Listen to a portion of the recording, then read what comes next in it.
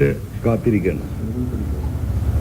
സ്വാഭാവികമായിട്ടും തെരഞ്ഞെടുപ്പ് അതിൻ്റെ ദിവസങ്ങൾ കഴിഞ്ഞു പോകുന്നു. മൊത്തമായി ഉണ്ടായ വിഷയം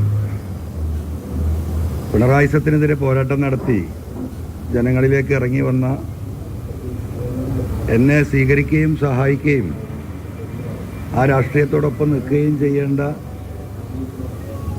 UDF നേതൃത്വത്തിലെ ചില വ്യക്തികൾ അതിന് തയ്യാറായിട്ടില്ല എന്ന് മാത്രമല്ല, ഇപ്പോൾ പിണറായിസം മാറ്റി നിർത്തി മറ്റു ചില ഗൂഢശക്തികളുടെ താല്പര്യം സംരക്ഷിച്ച് അൻവറിനെ പരാജയപ്പെടുത്തുക എന്ന മുദ്രാവാക്യം ഉയർത്തിപ്പിടിച്ച് ഇപ്പോഴും പോവുകയാണ്. അതിലൊരു വിട്ടുവീഴ്ച ഉണ്ടായിട്ടില്ല.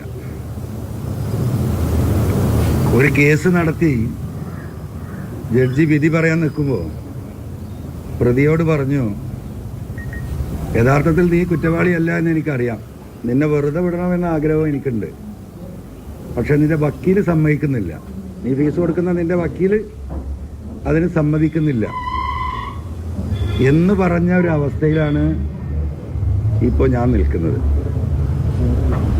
അപ്പം ഞാൻ ആരെയും കണ്ടിട്ട് ഇറങ്ങി വന്നവനല്ല. ഞാൻ ഇറങ്ങി വന്നത് എന്നെ സൃഷ്ടിച്ച സർവശക്തനായ ദൈവത്തെയും ഈ നാട്ടിലെ സാധാരണക്കാരും പാവപ്പെട്ടവരുമായ മനുഷ്യരെയും കണ്ടിട്ടാണ്. ആ മനുഷ്യരിൽ തന്നെയാണ് എൻ്റെ പ്രതീക്ഷ. ഭൂരിപക്ഷം കണ്ടുകൊണ്ട് ഭയപ്പെടരുത്, നീ നീതിക്ക് വേണ്ടി നിലകൊള്ളണം എന്നാണ് ഖുർആനായാലും ബൈബിളായാലും മറ്റു മതങ്ങളുടെ അടിസ്ഥാന ഗ്രന്ഥങ്ങളായാലും ഗീതയടക്കം പരിശോധിച്ച് നോക്കിയാൽ നമുക്ക് കാണാനുള്ളതാണ്.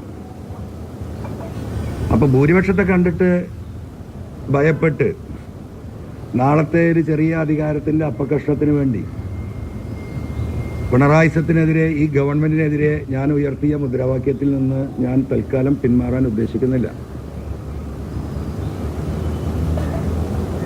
ശത്രുവിൻ്റെ മുന്നിൽ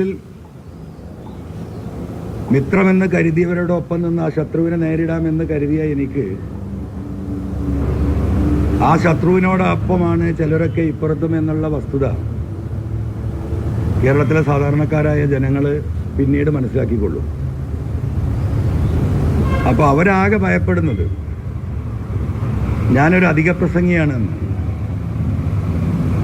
ആ അധിക പ്രസംഗം ഇനിയും ഞാൻ തുടരും എന്നതാണ് അവരെ അലട്ടുന്ന പ്രശ്നം എന്നതാണ് ഞാൻ മനസ്സിലാക്കുന്നത്. ആ അധിക പ്രസംഗം ഞാൻ തുടരുക തന്നെ ചെയ്യും, വലിയ യാതൊരു തർക്കവും ഇല്ല.